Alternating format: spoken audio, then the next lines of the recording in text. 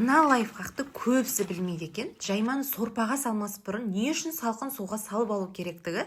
Егер сіздің жаймаңыз жабысып, жыртылып, езіліп, дұрыс шықпайды десеңіз, дәл осы әдіспен жасап көріңіздер. Етімізді саламыз және қазымызды міндетті түрде тесіп, қайнай бастағанда көбігін алып тастап, астын басып баяу отта 2,5 сағат қайнатсаңыз, етіңіздің дәмі керемет болып шығады. Және мен міндетті түрде ішіне қатырылған бұрыш, ішінде қызанағымен және кішкене бір бас пияз салып жіберемін. Сонда етіңіздің дәмі одан сайын дәмді болады. Көбісі бұрышты не үшін қосып жатасың деп сұрап жатады.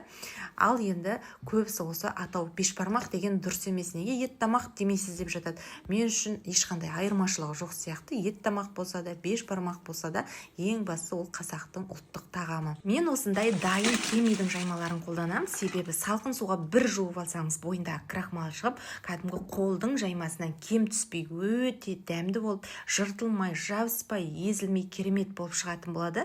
Міндетті түрде дәл осы әдісті қолданып көріңіздер. Және осылай тұздығынан қамырының үстіне кішкене құйып жіберсеңіз де әдемі болып керемет болып шығатын болады.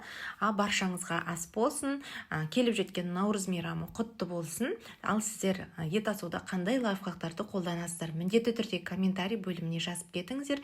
Келесі видеода да қолданатын боламыз. Парақшама тіркелмесеңіз, дәл қазір тіркеліп алыңыз.